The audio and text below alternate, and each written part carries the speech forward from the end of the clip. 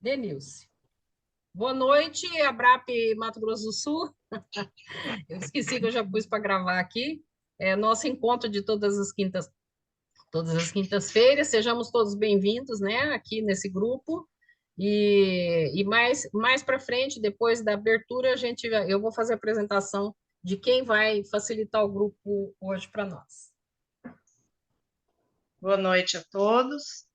Eu vou fazer a leitura de abertura do livro Vinha de Luz, tá? De Chico Xavier.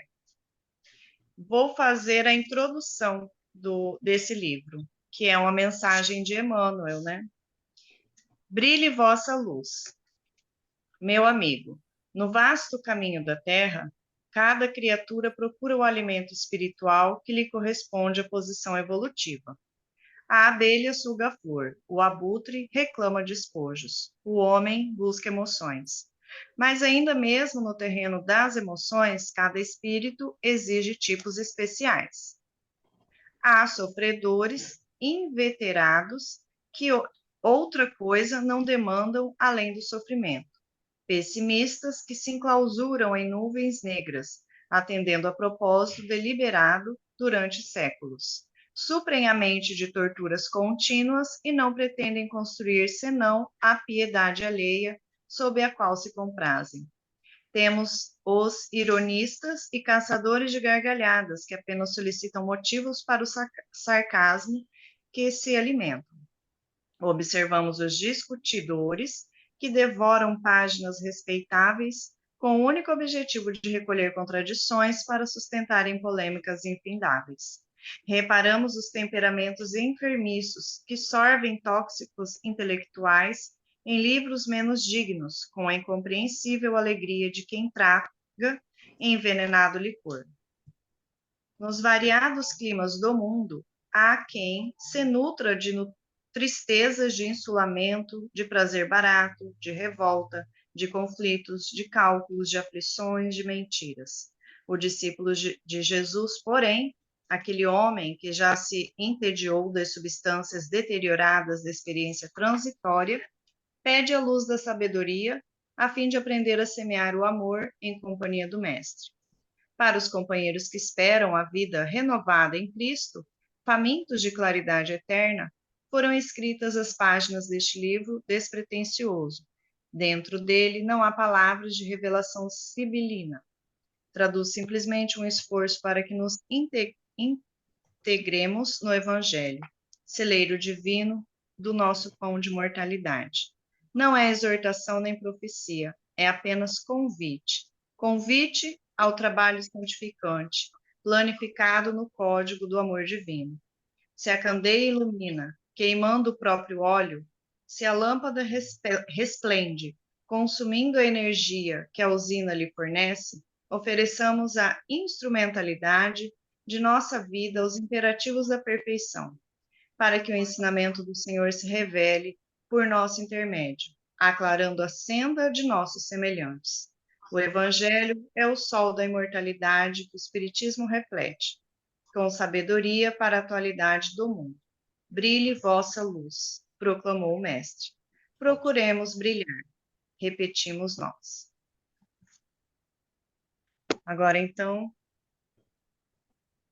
vamos nos manter tranquilos, com o nosso coração e pensamentos elevados ao Pai, pedindo que nessa noite possamos receber o melhor que nossa amiga preparou para nós através das obras de Joana, desse estudo que estamos acompanhando e fazendo todas as quintas-feiras, que ele seja uma luz para o nosso ser, que possamos a cada estudo entender um pouquinho mais da proposta do Cristo. Que assim seja. Que assim seja. Bem, então hoje a nossa facilitadora vai ser nossa amiga querida Fátima, né? Então tá com você a bola aí, Fátima. Pode começar. Obrigada, Edna. Boa noite, queridos e queridas. Vamos então pedir a Jesus que nos conduza e que possamos uns aos outros nos auxiliarmos na medida em que começarmos a entender alguma coisa e trocarmos as nossas experiências com mais esse capítulozinho desse livro da Joana, que tanto nos esclarece e que viemos encontrando alguma dificuldade por ela ser muito específica neste livro, né? Aprofundando mais as explicações em cima da nomenclatura e dos termos da área da psicologia, né? Da psiquiatria, enfim, do comportamento humano como ciência. Então, assim que vocês quiserem, né? Pode ser assim, né, Edna? Me interrompam para me auxiliar quando eu ficar na dúvida sobre o que concluir. Eu, como da outra vez, eu estou buscando em duas fontes que já me são bem assim mais fáceis de eu entender para linkar com o que a Joana nos recomenda aqui nesse capítulo. E as fontes são Milton Menezes, O Sentido do Sofrimento, do Desafio à Superação, né? Dr. Jorge Andréa, um livro sobre a consciência, pesquisa que Dr. Jorge Andréa, como psicanalista, como psiquiatra, começou a estudar. Ele desencarnou, acho que tem uns 3 ou 4 anos, uns 100 anos, né? Vida toda dedicada a esse estudo. As obras do Kardec, as básicas, quando Joana também cita, assim. Enfim, vamos lá. Dando, então, prosseguimento ao ser consciente, eu vou lendo, vou também acrescentando as anotações que eu fiz, tá? De modo que eu consiga passar para vocês, de alguma forma, tomara que eu consiga, o que eu entendi sobre. Então, vamos lá. A nova estrutura do ser humano. À medida que a psicologia vem aprofundando a sonda da investigação nos alicerces psíquicos do ser,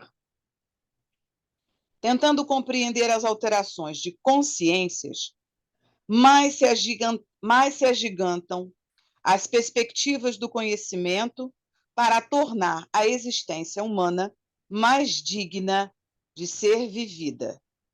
Eu achei só esse primeiro parágrafo aí já um desafio, né? Como que a gente torna a nossa existência mais digna de ser vivida? Ela desafia a gente, como sempre, né, a começar refletindo, né? Se a gente quer viver dignamente, e a gente já sabe até aqui, com os estudos que a gente vem fazendo todos esses anos, que viver com dignidade, primeiro, é preciso passar pelo autoconhecimento, né? É a gente começar a entender como é que a gente funciona, né? Qual é o nosso perfil de comportamento, né? A súbita mudança de conceitos cartesiano-newtonianos a respeito de tempo e espaço, graças aos admiráveis descobrimentos da física quântica, em face dos nobres intentos vitoriosos das neurociências e da biologia molecular, em razão do aprofundado estudo do cérebro, através de holografia, diante da análise cuidadosa dos estados alterados de consciência, por meio de hipnose, da aplicação de drogas psicodélicas, da meditação, ensejou melhor visão em torno do ser humano e sua grandiosa dimensão. Estudos acurados dos hemisférios cerebrais concluíram que o esquerdo é responsável pela razão e lógica, pelas funções verbais, pela globalização, enquanto o direito se encarrega do comportamento místico, indutivo, intuitivo. Eu fiz aqui algumas anotações quando o Dr. Jorge Andréa faz uma referência às pesquisas dele sobre o estudo da consciência, né? E separei aqui só um trechinho que eu vou ler das pesquisas do Dr. Jorge Andréa sobre que eu utilizei para fazer aquela apresentação do livro da Joana, da última apresentação que a gente foi fazer. Então, tem lá. Os insondáveis caminhos da vida. E o Dr. Jorge Andréa diz assim, quando, ele começa com uma citação de Joana, né? Para mim, tudo a ver. Né? Quando te conscientizares de que és espírito em aprendizado inestimável na Terra, e não te subestimares, passarás a recolher de cada experiência os resultados benéficos que te podem ser propiciados. Bom, eles, quando cita a Joana, já nos coloca assim, já mais próximos, né, ao que a Joana nos recomenda. Consulta o amor sempre, ele diz, e a todo instante. E o amor te ensinará a amar a tudo e a todos, amando-te também e fazendo-te a harmonia em ti mesmo, na sinfonia da vida indestrutível que reflete o amor incessante do nosso Pai Celestial. Então, essa é uma citação da Joana. Vamos voltar lá. Eu coloquei aqui assim, mais para frente, terminando aqui esse parágrafo. Como consequência, estabeleceu-se que nos ocidentais, o hemisfério esquerdo é mais desenvolvido do que o direito, este mais usado pelos orientais e, por isso mesmo, portadores de mais amplos recursos. Por outro lado, graças aos estudos e observações de alguns neuropsiquiatras, que era o caso do Dr. Jorge Andréa, né? Ele entrou por essas duas especialidades médicas, né? Constatou-se que todo o cérebro é detector da memória, necessitando de ser devassado para melhor compreenderem-se os múltiplos fenômenos paranormais de que se faz instrumento, ora inconscientemente, noutras ocasiões, mediante induções, concentrações e contribuições conscientes. A psicologia transpessoal e a parapsicologia, unindo-se para interpretar os estados alterados de consciência, eliminando a esdrúxula e tradicional explicação de que são fenômenos patológicos, aproximam-se da realidade do espírito, que é indispensável do nosso acontecimento físico e psíquico. Aqui eu sublinhei tudo, destaquei tudo. Por quê? Porque eu fui lá no Milton Menezes, né? E coloquei uma citação dele que vai dialogar com esse item do estudo da Joana. E aí, gente, peraí, que eu estou segurando o celular e a outra mão segurando aqui. Peraí que eu já vou achar para ler para a gente.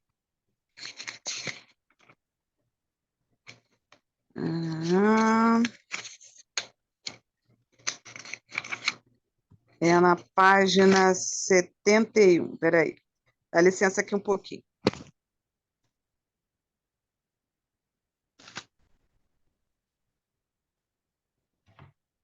34.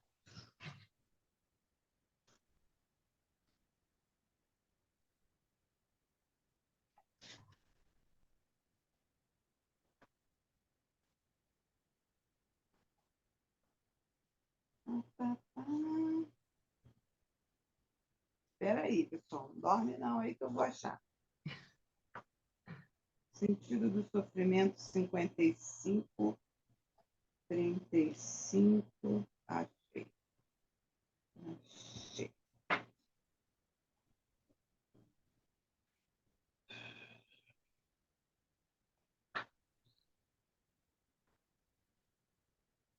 Olha só o que o Milton fala sobre o pensamento científico na luta contra o sofrimento. A Denilce falou aí na abertura dela, na leitura, sobre o sofrimento, né? E o Milton diz assim: o aspecto positivo é, sem dúvida, o desatrelar do pensamento científico da estrutura dogmática religiosa em geral. Esse rompimento foi fundamental para permitir o desenvolvimento de todo o conhecimento que a ciência pôde produzir até então. Sem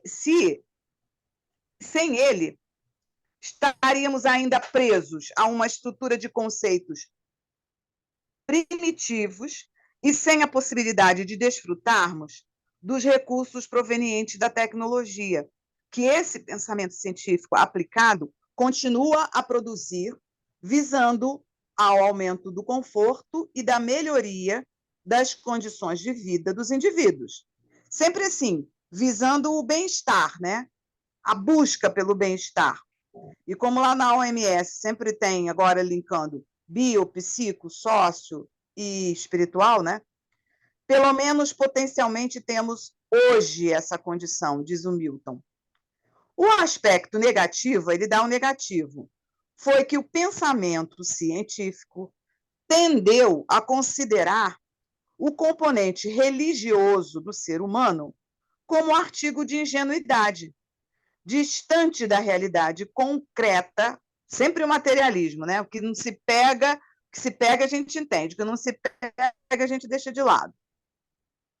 Como um artigo de ingenuidade, ele chama aqui o aspecto religioso que a gente aprende com a Joana, que a gente tem que considerar a nossa conexão com Deus, né? É o religare, né? Até independente de qualquer religião, mas a nossa religação, o homem com Deus, né? O aspecto negativo foi que o pensamento científico tendeu a considerar o componente religioso do ser humano como artigo de ingenuidade, distante da realidade concreta, despreparo científico ou artigo de fé. A consequência natural foi um pensamento cada vez mais materialista, fragmentado e distante das realidades espirituais do indivíduo. Ele aqui faz essa análise assim para a gente perfeita, né?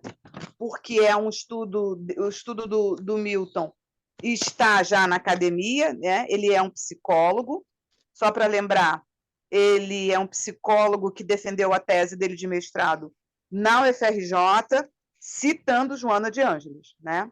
As referências bibliográficas do Milton são doutrina espírita, com ênfase na série psicológica, que a gente estuda, né? Então, espera aí um pouquinho, gente, dá licença. Vou coisar aqui.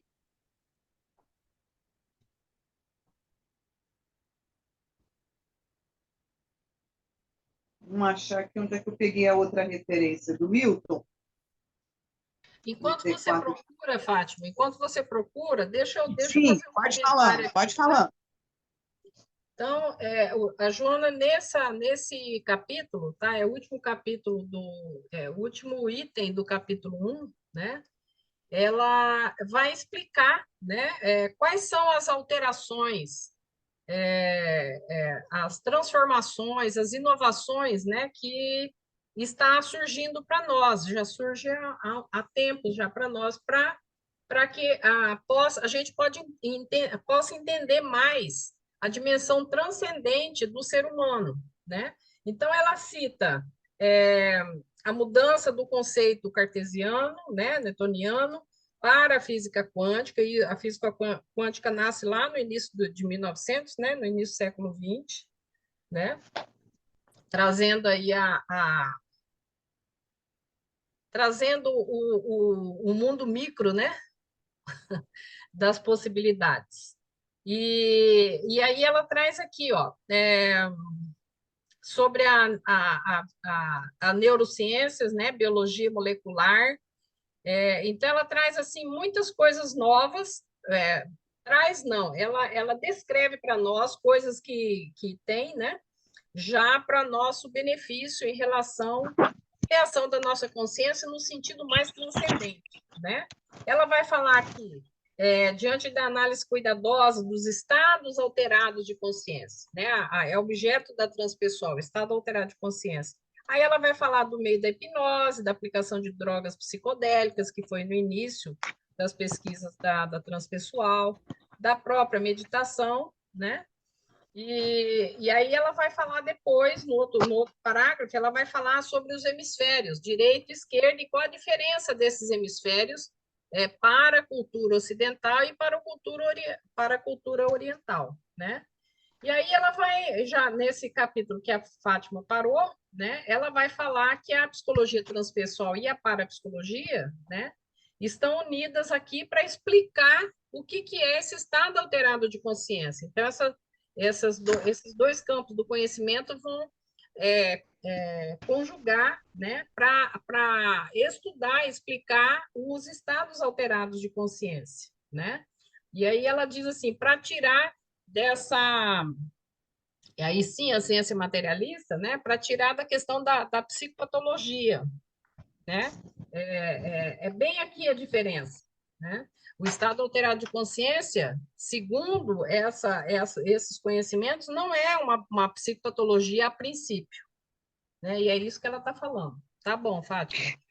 É, então, aí o Milton, ele vem aprofundando essa questão da psicologia transpessoal, e olha o pensamento dele aqui desenvolvido no livro.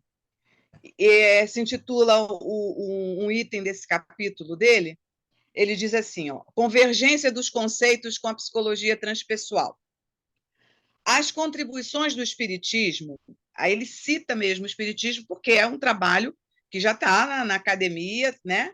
E pode ser utilizado como fonte de pesquisa e de base para qualquer trabalho científico que qualquer um de nós que se interessar, né, estivermos nessa área do comportamento, da educação, a gente pode utilizar o trabalho do Milton, porque já está cientificamente ali incluído, né?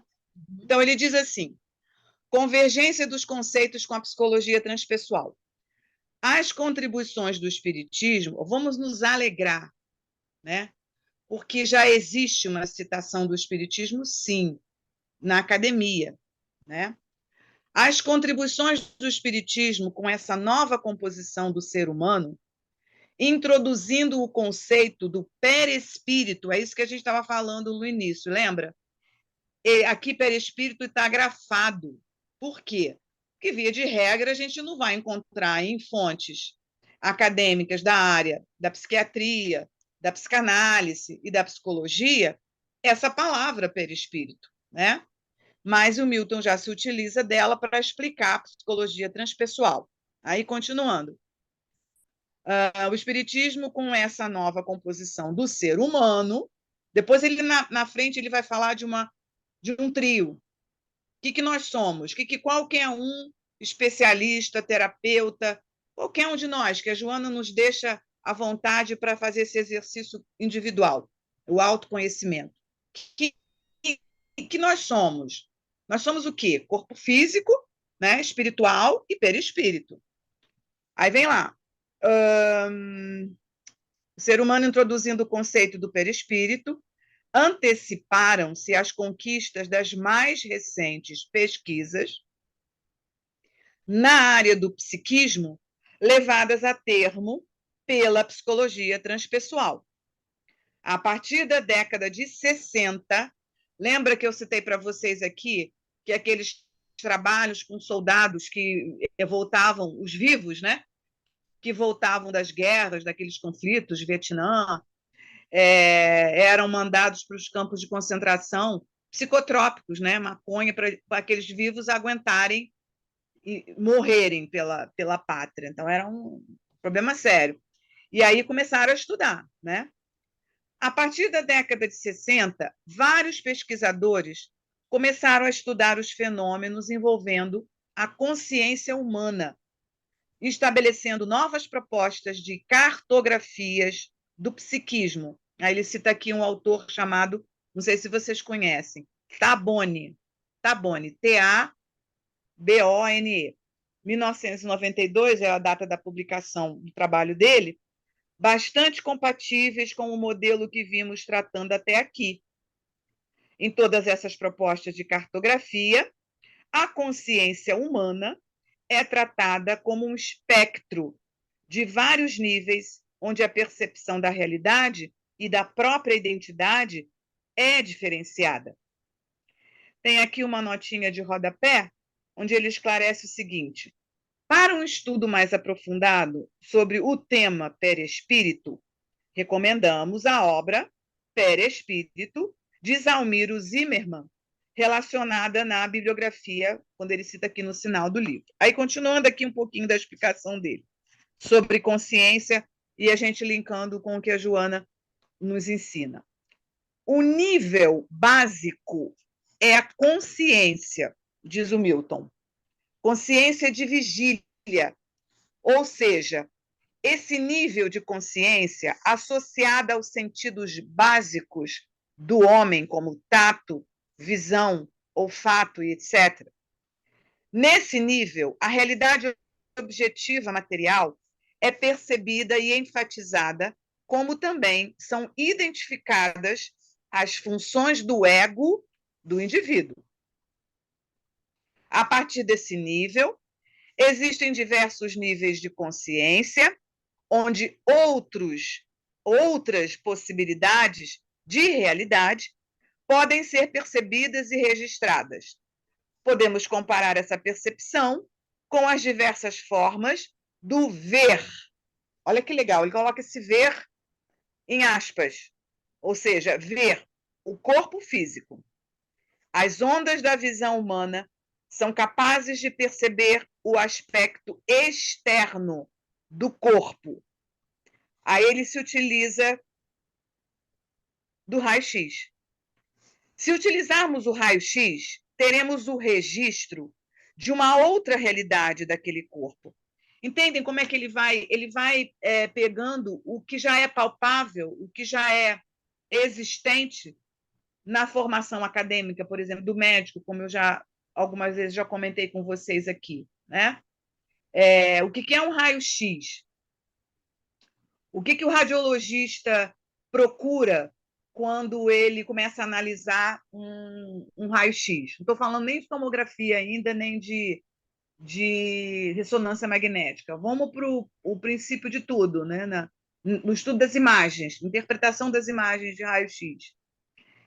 Quando eu estava fazendo lá o mestrado na UFRJ, que eu conversava bastante com os médicos, né, com os radiologistas, e o meu orientador uma vez saiu com um desafio para mim, assim, ele falou assim: você, professora, você sabe quantos tons que variam do branco ao preto que o esquimó consegue diferenciar?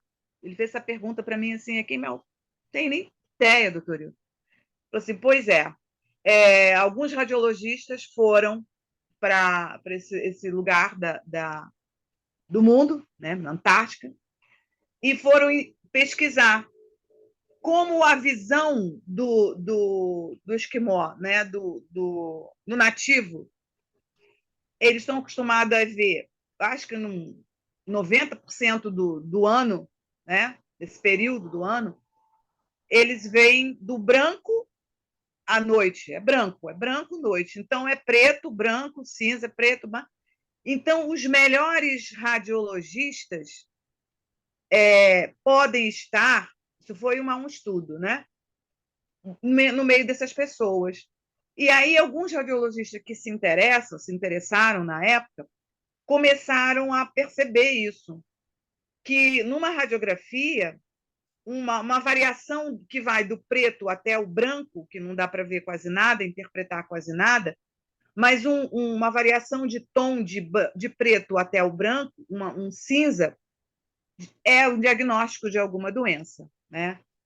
Então, aqui o Milton faz essa observação, linkando que o materialismo, mesmo uma academia formando um médico, um especialista em raio-x, né, na visão, no diagnóstico por imagem, né? Ele, com o treino visual dele, ele vai ficar muito mais apto a dar um diagnóstico quando ele consegue diferenciar um tom que vai do preto, né, do nada a ver, ao branco, que nada a ver também. Agora, no meio dessa variação é que estão ali os diagnósticos, né? Então, ele continua assim. Voltando lá, as ondas da visão humana são capazes de perceber o aspecto externo do corpo. Se utilizarmos o raio-x, teremos o registro de uma outra realidade daquele corpo. Ao aplicarmos ultrassom, teremos nova percepção do corpo e seus órgãos, bem como a aplicação da ressonância magnética. Ou seja, mesmo que aplicássemos todos ao mesmo tempo, cada um registraria uma realidade diferente do mesmo objeto. Os níveis de... Aí ele faz o link, olha que perfeito, gente, para ajudar a gente a entender. Os níveis de consciência funcionam de forma semelhante. Em cada nível, temos a consciência de uma realidade diferente do mundo da nossa história individual, da história da espécie humana e do mundo espiritual. Olha que legal. Para quem é da área da educação, Denilce, né? Aninha, nós temos, eu estava conversando com a Edna, e Denilce também, antes da gente começar, um autor chamado Daniel Goleman. Ele, primeiro livro que me chamou bastante atenção, tive que estudar aí há uns 30 anos atrás, foi Inteligência Emocional, que é da nossa área, que nos ajuda muito na prática do cotidiano escolar, na sala de aula. É considerar o aluno, né, com talentos diferentes, né, a individualidade, né, considerar o individual. E então aqui o Milton ele já vai fazendo esse link também com esses estudos da individualidade do ser humano. Ele vai lá e cita também Leon Denis. Fátima, Alguém quer falar alguma coisa? Desculpa, gente. Vamos voltar Alguém quer Joana, perguntar? porque senão você vai para muitos assuntos e a gente perde o foco aqui, tá? Sim. Voltar para a Joana. Voltando lá para a Joana. Toda a gama de fenômenos parapsicológicos na ordem psigama. Aí vamos parar aí. Explica, me ajuda a entender que é clarividência, né? Ela cita essa palavra, ela vai explicar, né? Aqui o que é, tá? Clarividência, telepatia, né? É aquela história do Padre Quevedo, né? Naquela época era tão requisitado para explicar e ele não conseguia considerar o espírito e aí ele se enrolava, né? Clarividência, telepatia, pré- e retrocognição, escrita, automática ou psicapa, transporte, ectoplasmia, desmaterialização, bicorporeidade, conduz à certeza de um agente racional e lúcido, o espírito, como causa de todas as manifestações, encontrando-se encarnado ou não. Ou seja, esses termos aqui por ela citados, né, ainda não são termos, me corrijam vocês aí da área, ainda não são termos utilizados comumente para os estudos na área da formação do psicólogo. Estou equivocada? Não, Fátima, não está equivocada. Ela está trazendo para nós, tá? A partir desse livro, desde o início, ela está trazendo uma nova psicologia, tá? Que é a transpessoal. Uhum. Então, isso aqui tudo é estudado pela parapsicologia e a psicologia transpessoal. Então, a gente não vai achar isso em outras psicologias, tá? Então, isso que ela está falando aqui é fenômeno humano, né? Que agora ela está abrindo aqui, através desse livro, abrindo para nós esses outros fenômenos que nós podemos ter, né? E que, de acordo com a psiquiatria clássica, a psicologia clássica, pode pensar que isso é do campo da psicopatologia, tá? Pode continuar. É isso aí. É assim, você me fez lembrar agora que não existe um... É que eu não me lembro exatamente o nome agora. É a Bíblia do estudante de medicina, né? É o que é o livro de anatomia, não é? Daqui a pouco a gente vai ter que reeditar, né?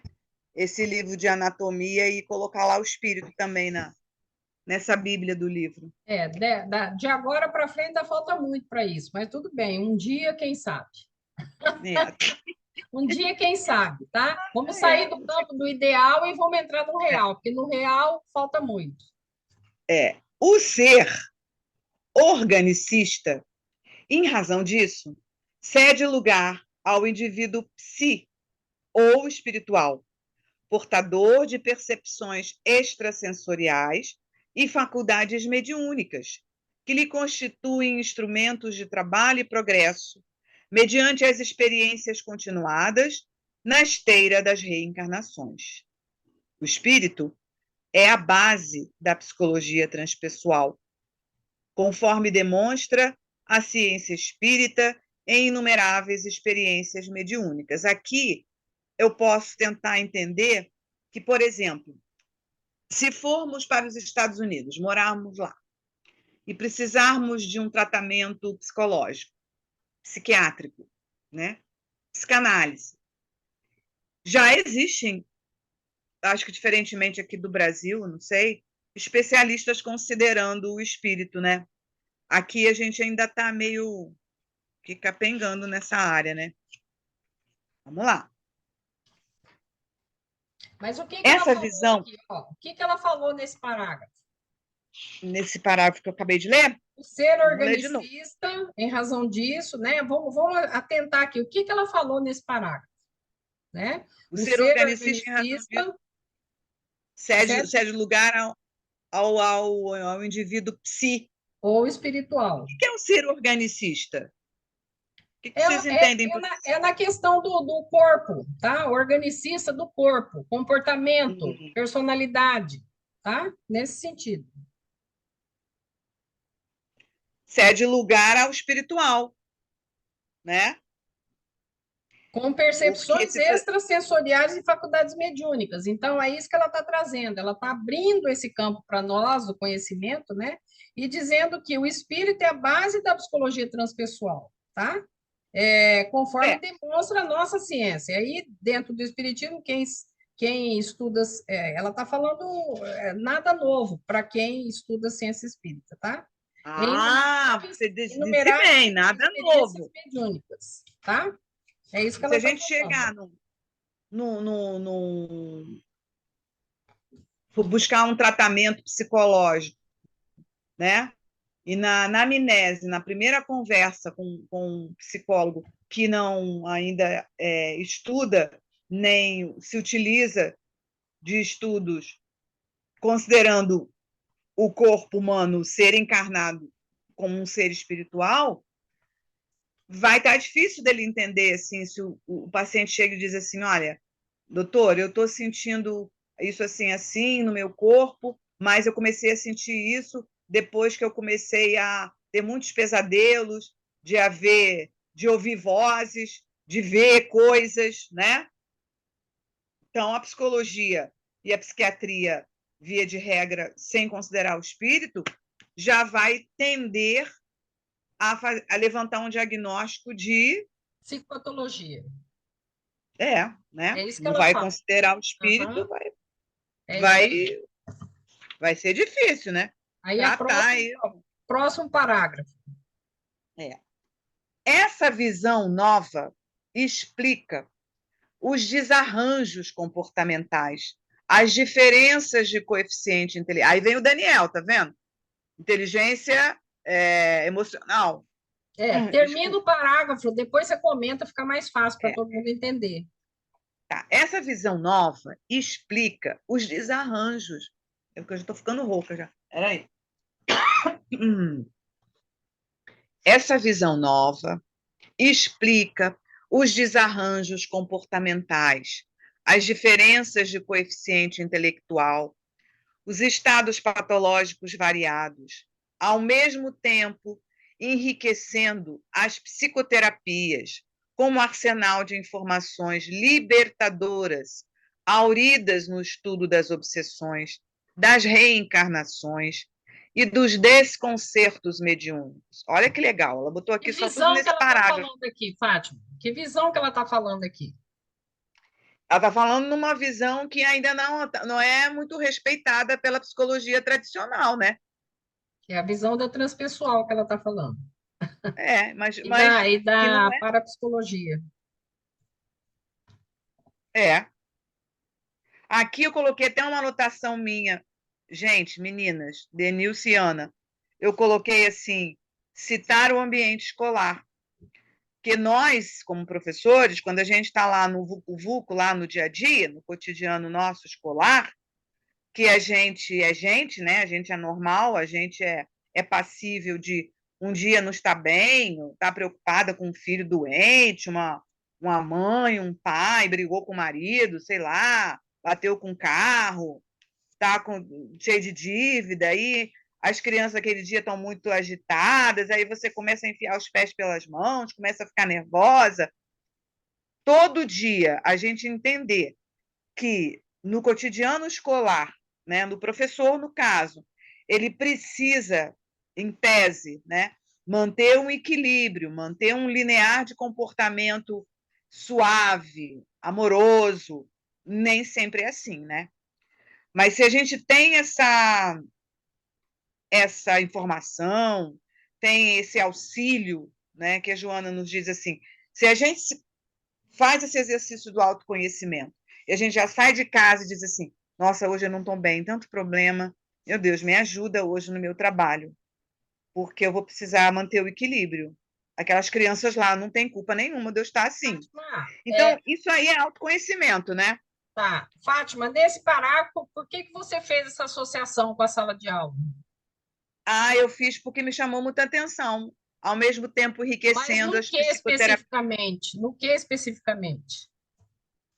É linkado com o desconhecimento da formação acadêmica do professor sobre as diferenças individuais. Porque mesmo que a gente tenha, academicamente falando, na formação lá da graduação, que a gente tem que respeitar a individualidade, né?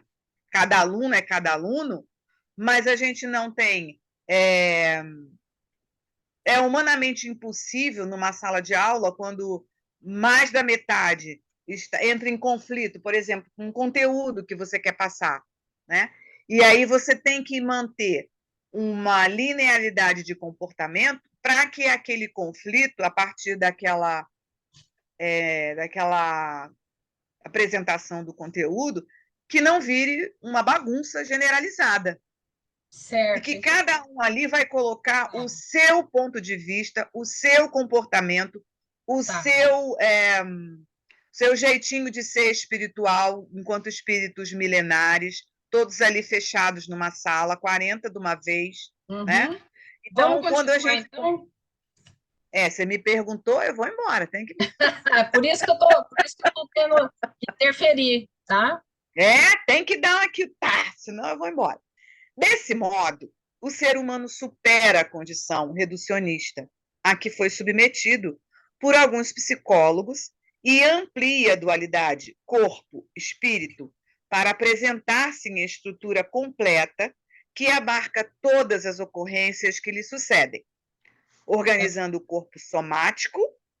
O espírito se utiliza dos equipamentos do perispírito, tornando-se o indivíduo. Aí que vem o trino. O Milton também fala desse trino, né? A Joana aqui é clara e cita o trino. É o corpo físico, espírito e perispírito, né? Esse trino se refere a esses três elementos, no qual a morte física dilui a forma sem aniquilar a sua realidade, transferindo, mediante o corpo intermediário, para o espírito que cedia a vida, conquistas, prejuízos que lhe programam os futuros renascimentos. A Joana aqui aprofunda, para quem estuda a doutrina espírita, né? Kardec, os básicos, André Luiz, né? O André, então, é didático, né? Quando ele descreve o livro que a gente está estudando, Memórias de um Suicida, o que que fica no nosso perispírito? Nosso perispírito é uma espécie de DNA, é o chipzinho que guarda tudo das encarnações pretéritas, né? Então, olha só quanta coisa ainda por estudar, por desvendar, por considerar nas nossas relações humanas com o nosso próximo. Continuando. A unicidade da existência corporal não corresponde à realidade, em face das diferenças morais, culturais, sociais, psicológicas, orgânicas que caracterizam as criaturas humanas estagiárias nos mais diferentes patamares da vida. E aqui só uma notinha. Daniel Goleman avançou já, ele publicou esse Inteligência Emocional lá na década de 80, 90, né? 95. Ele já está...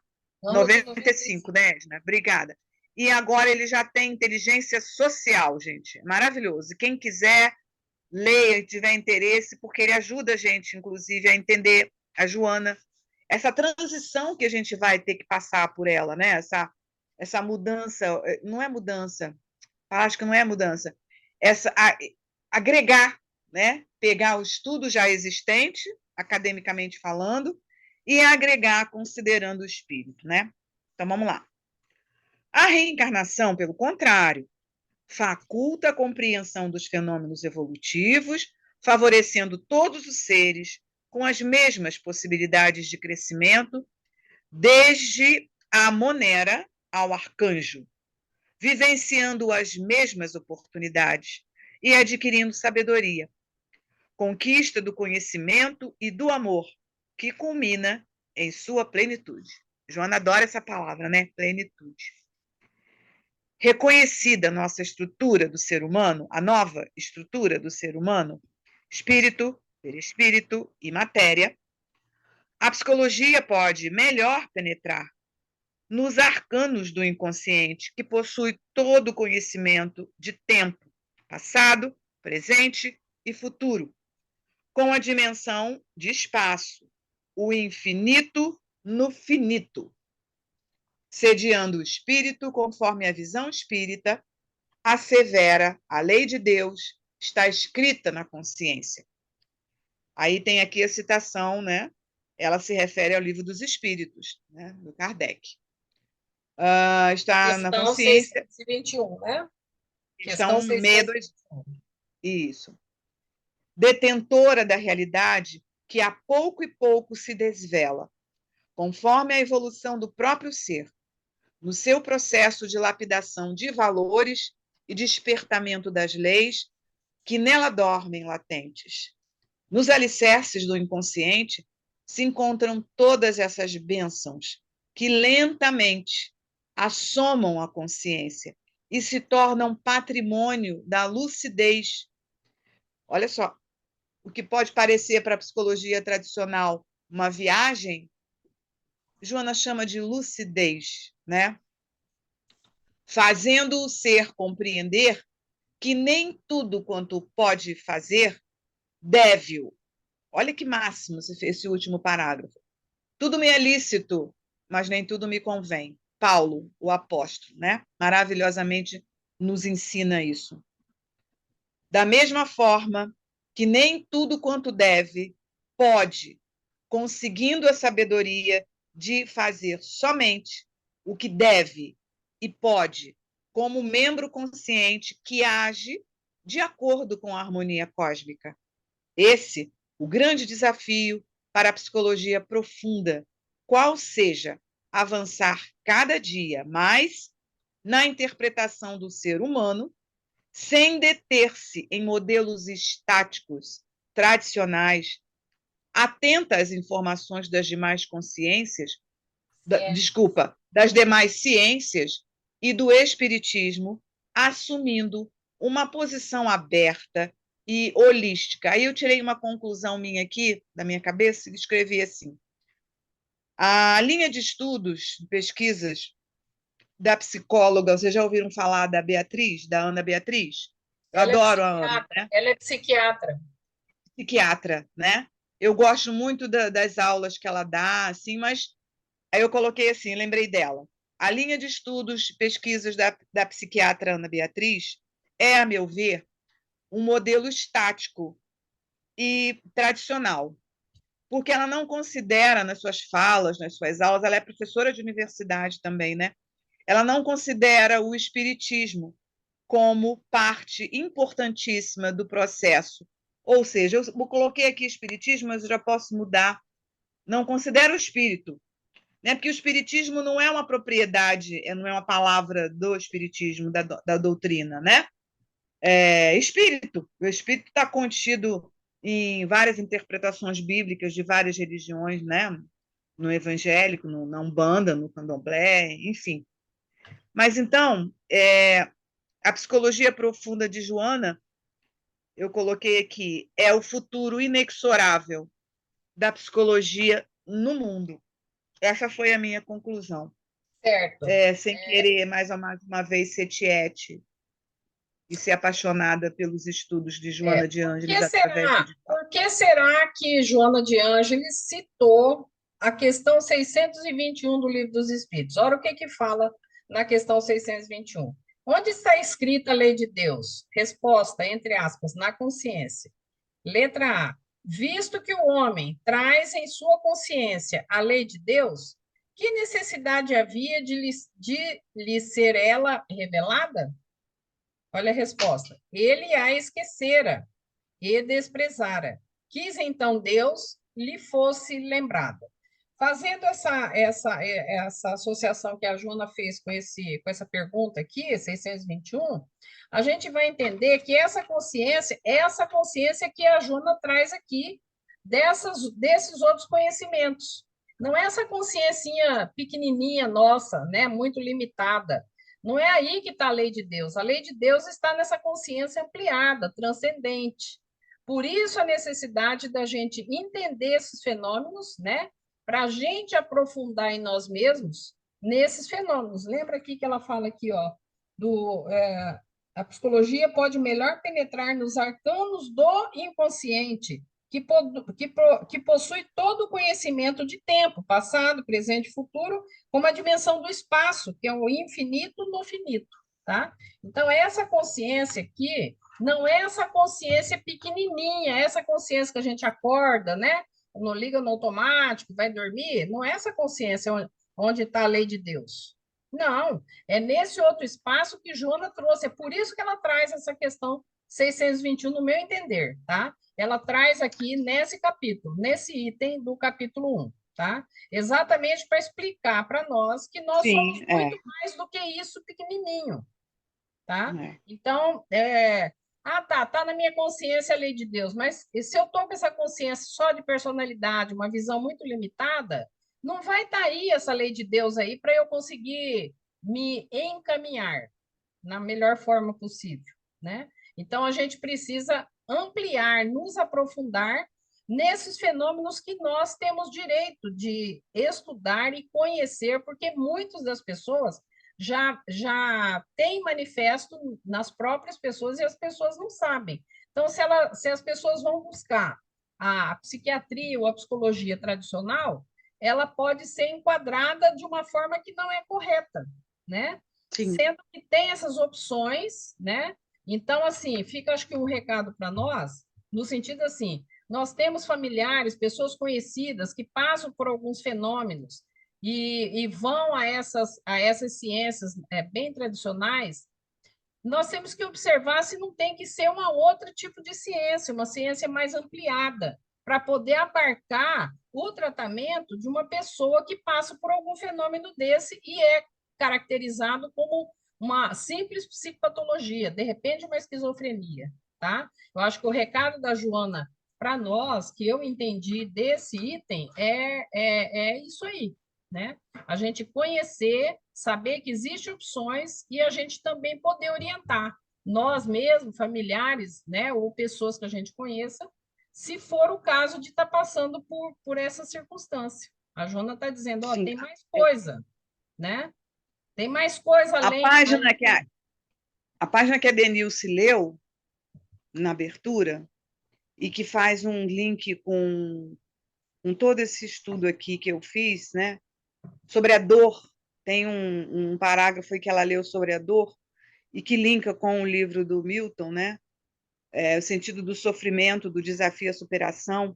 O que você acabou de dizer, Edna, é que nos consultórios, né, espalhados pelo mundo, onde profissionais como vocês abraçaram essa missão, né, como profissão,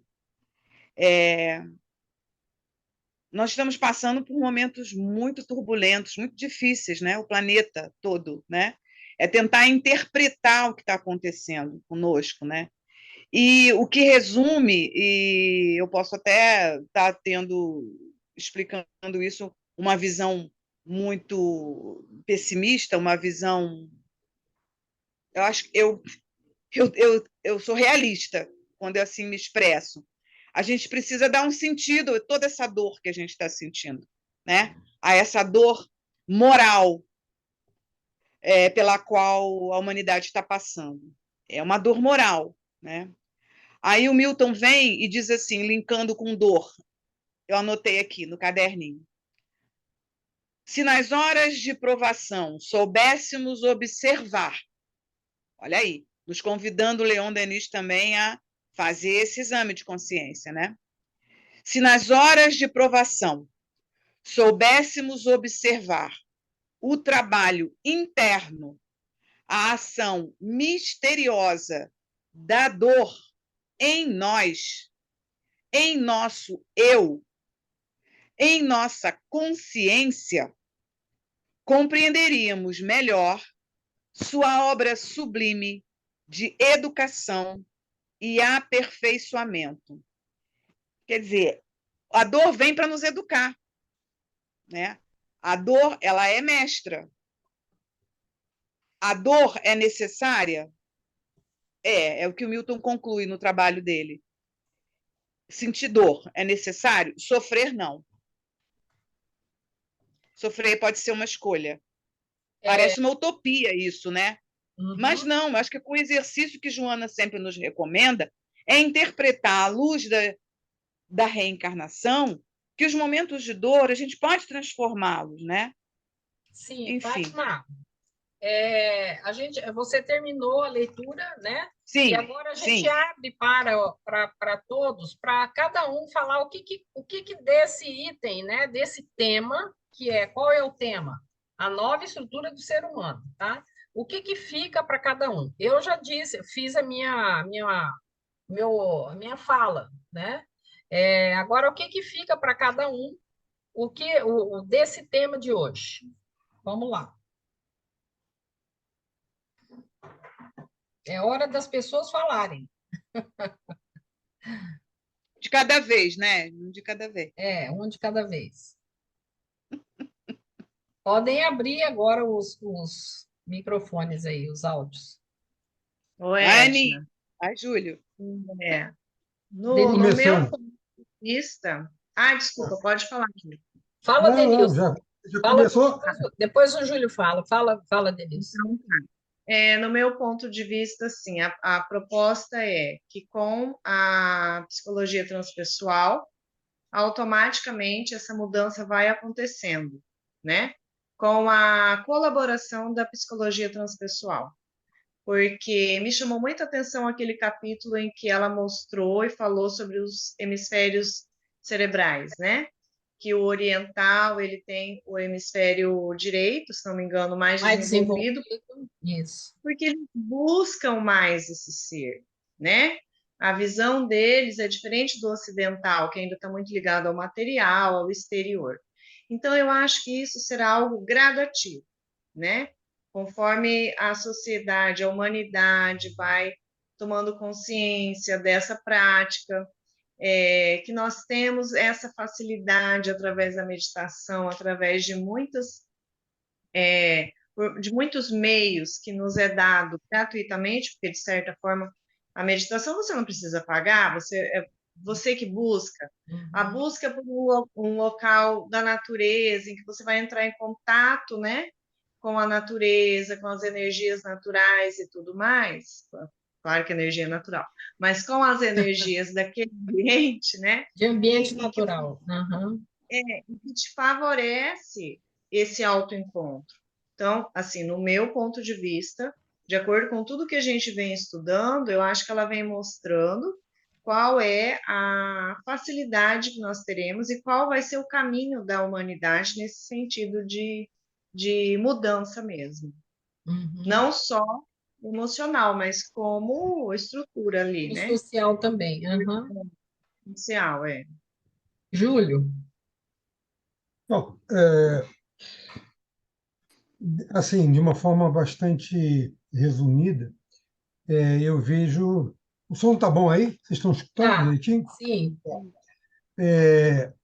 A Joana, ela procura introduzir, assim, de uma forma definitiva, né, dentro do estudo, né, da psicologia, a condição da ideia, né, do transpessoal e que privilegia também a existência de um outro corpo, né? E que é complementar a esses outros dois que inicialmente se estudava e trabalhava somente com essas duas perspectivas. E ela coloca uma terceira, que é do perispírito. Isso faz com que assim exista uma enorme abertura para se entender determinados aspectos de diferenciação das pessoas enquanto ser humano, porque define, assim, de uma forma bastante clara, as individualizações, a forma de pensar, a forma de ser, a forma de responder a todos os mecanismos, né, de motivação, de incentivo e de criação e de respostas a cada uma das perguntas que são feitas no nosso dia a dia, e ainda introduz a ideia da reencarnação como um elemento fundamental para que essas diferenciações possam ocorrer ao longo do tempo. Logicamente que isso daí é embrionário, isso daí ainda vai levar muito tempo para que se possa definir claramente, através dos estudos científicos, né, chamados científicos, para que se faça essa comprovação e se considere isso daí como um elemento integrante da nossa personalidade, do nosso eu, do nosso ser, e assim tudo aquilo que é da nossa consciência, como você falou, né, que é uma consciência diferente, um pouco diferente daquilo que é o tradicionalmente tratado, isso vem à tona e faz com que a gente assim comece a perceber determinadas nuances que faz com que nós possamos tratar de uma forma diferente aquilo que é diferente, aquilo que não se integra no meio físico, no meio corporal, no meio material. E isso nos dá uma perspectiva assim, muito grande de crescimento, de evolução e de entendimento, compreensão do que nós realmente somos. Né? Ainda teremos muitos capítulos aí para definir essas coisas. Vamos agora, assim, dentro de um primeiro parâmetro, né, é suficiente. Uhum. Ok. E aí, Ana Paula, o que que ficou para você? Bom, para mim, hoje esse estudo assim foi praticamente muito pessoal, porque eu tive uma felicidade de ver na escrita dela, nessa obra, uma comprovação de uma coisa que eu fico muito contente também dela se expandir, mesmo que ainda esteja permeando somente o meio espírita, mas futuramente, como todo mundo já falou, o meio acadêmico, que é perceber que os fenômenos mediúnicos não são patologias, porque quem passa por isso é, né, foi pessoal, porque eu me rememorei isso quando criança, adolescência, né, até muito tempo eu mesmo tinha dúvida, será que eu era normal com o que eu presenciava, eu ouvia, eu via? Então eu fico muito contente de ter essa expansão já. Muitas dores vão ser evitadas, dores desnecessárias. E o outro aspecto que também me marcou bastante é que a gente, bom, eu como professora, a gente sempre fica associando, né, a profissão ao dia a dia. que foi quando ela diz assim, sem deter-se em modelos estáticos, né? Teve um trechinho. Como a gente é individual e como a gente também tem que levar isso para a nossa sala de aula, no entendimento da aprendizagem de cada um, no desenvolvimento da aprendizagem, né? Que cada um vai ter um lado desenvolvido mais que o outro, vai ter uma habilidade, vai ter um exercício nessa reencarnação para, né, essa ou aquela habilidade. E assim, eu achei assim, esse capítulo fantástico, Edna, porque contribuiu assim muito pessoalmente para mim mesmo. Que legal, Ana Paula. Obrigada pelo seu testemunho, né? Foi legal porque você viveu isso, né? E passou o que isso significou para você dentro do tema. Muito legal. Obrigada, viu? Por você compartilhar. Cristina, o que fica para você?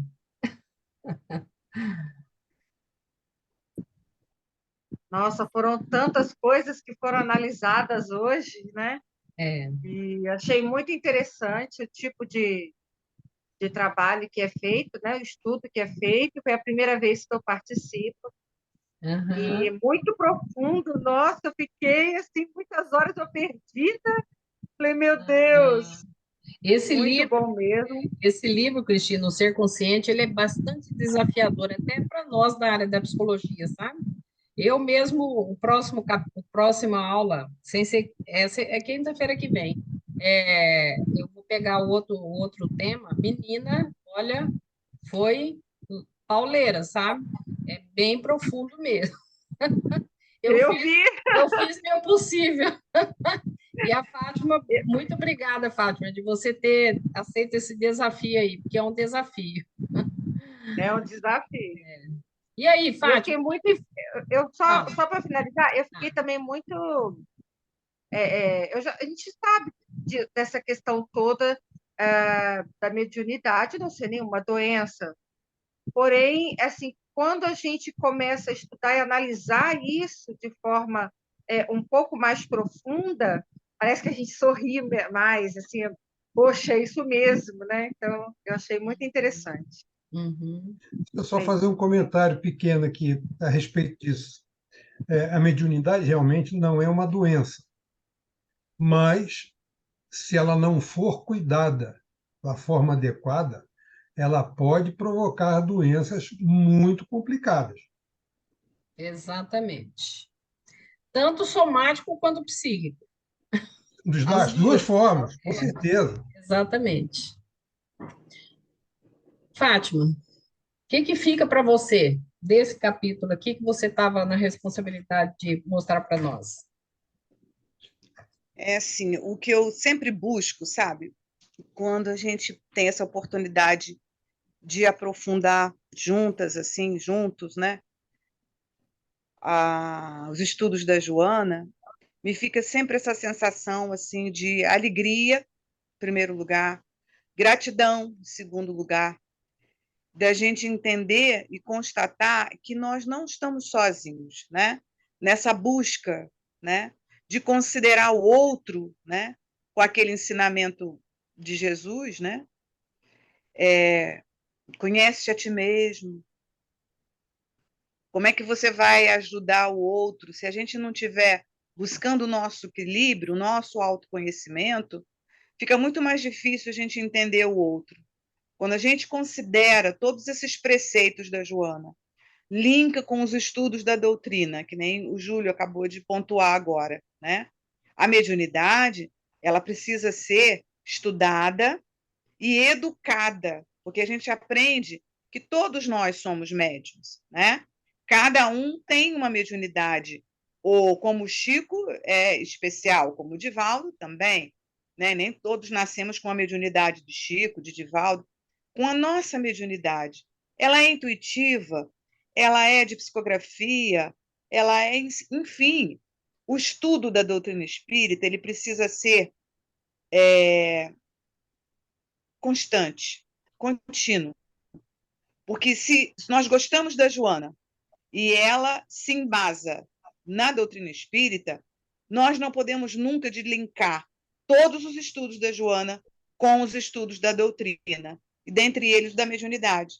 É o que salta aos olhos nesse livro, sobretudo, é considerar o espírito, né? Eu fico imaginando como que a gente vai se alegrar futuramente, né?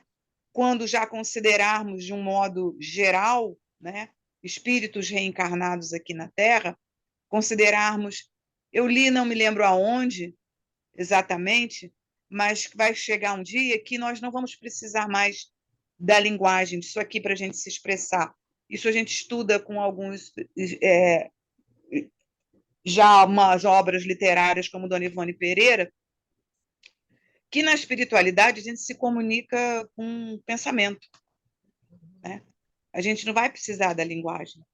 Então, é muito maravilhoso, só tenho que agradecer mais uma vez a oportunidade, Edna, a confiança que você deposita aqui nessa atrapalhada, nessa turbulência de pensamentos que me vem, assim, me vem aquela angústia, aquela vontade de compartilhar com vocês, até onde eu cheguei aqui, não muito longe, mas da minha profissão, no exercício dela de 40 anos para cá, né?